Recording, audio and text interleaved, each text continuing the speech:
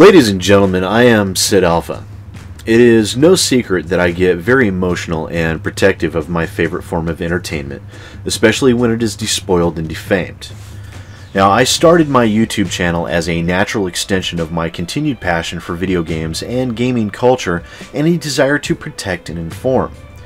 The gaming industry has transformed greatly over the past 20 years, and with it, games media has devolved to the point where it is largely regarded as a joke.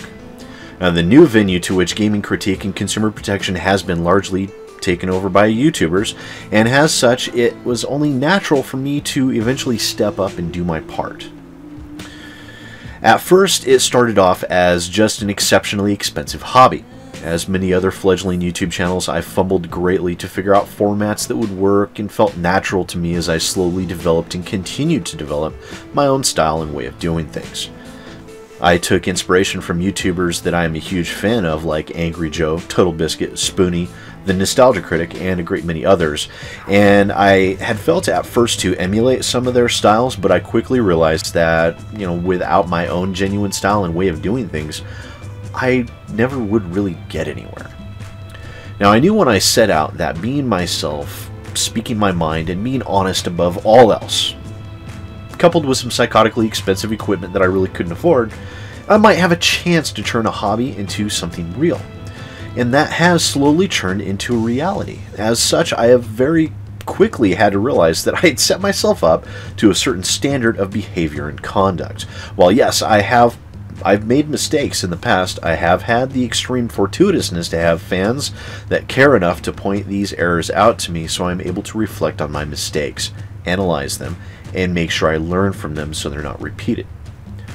The fans, subscribers, and Patreon donators have all been exceptional people, and I can say this with absolute honesty that I never thought I would have a following, and especially not with such an incredible group of people. Knowing that you all are out there brings a smile to my face every morning when I wake up and gives me a drive to continually do better for you, as you really do deserve it. But all of this does have its pitfalls. Setting out to espouse consumer awareness and protection can be an extremely tedious and onerous task, especially when faced with people like the brothers Romine from Digital Homicide.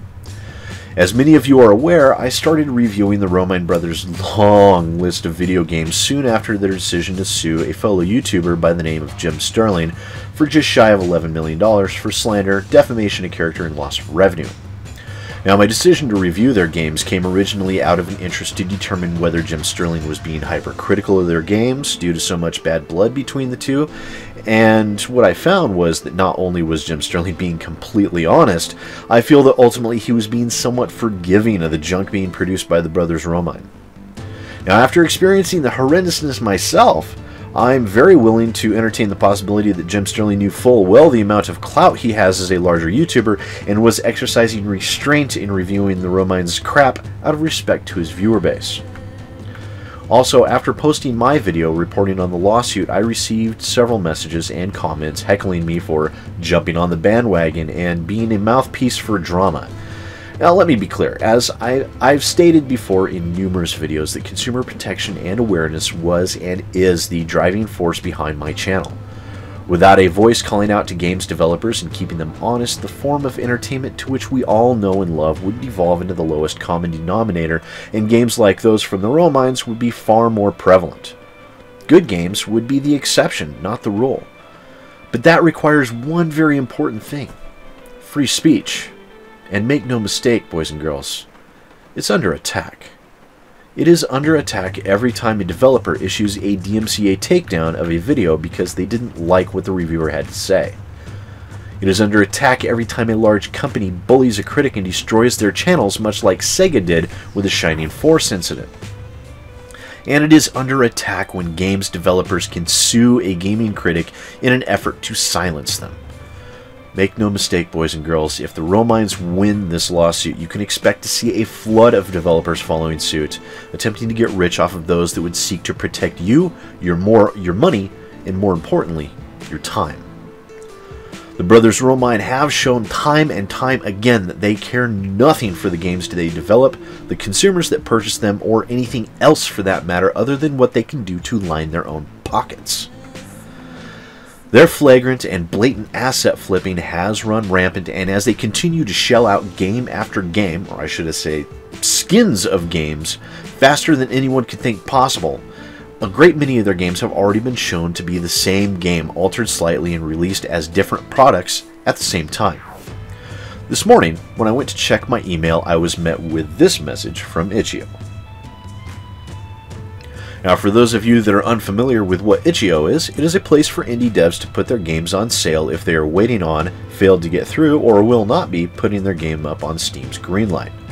As I'd purchased the Romines Crap Bundle, I was somehow entitled to 8, yes, I said 8, new games that the Romines had somewhere pulled out of their asses, and to no one's great surprise, they are all simple reskins of the same game that they used for Krog Wars, Wyatt Derp, and Withering Kingdom Arcane Wars.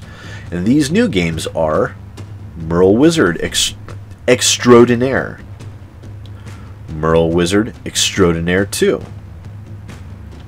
Merle Wizard Extraordinaire 3, Sarah to the Rescue, Hungry Monkeys, Sarah to the Rescue 2, Hungry Lions, Sarah to the Rescue 3, Hungry Zebras, Sarah to the Rescue 4, Hungry Kangaroos, and Sarah to the Rescue 5, Hungry Snakes. Now, all of these seemingly came out of nowhere, and as you can see, they are all exact the same game once again. Totaling up the same games from the Romines, this makes a grand total of 18 times this single game has been reskinned and or the camera angle changed, and then resold as a completely new and different product.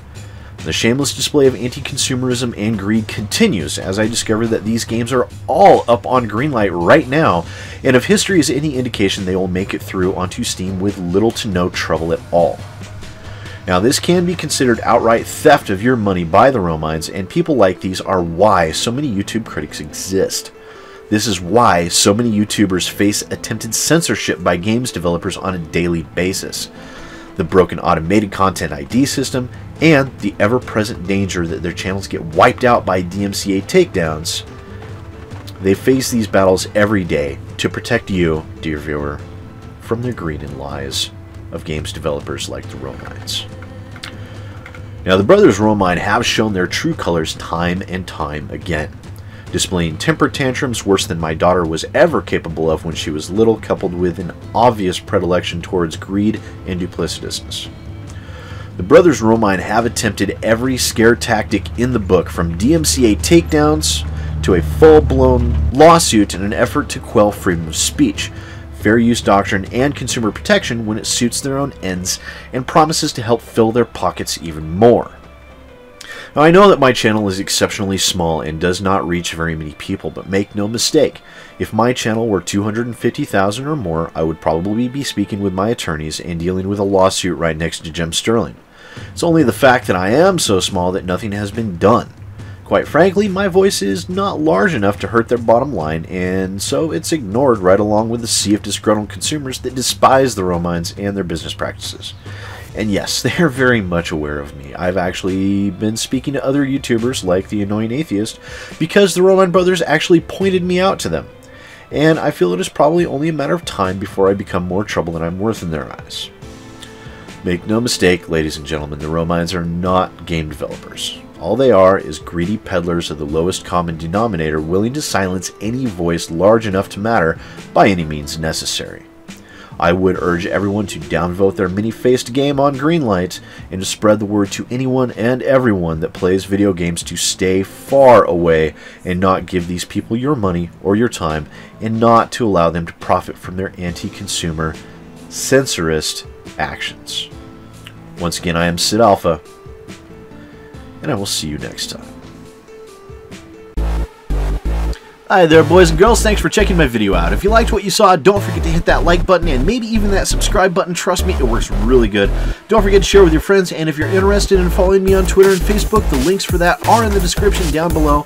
I also have a Patreon if you're interested in helping to support the growth of my channel, and the link for that is down below as well. And once again, thanks for watching and supporting my channel, guys. I really appreciate it.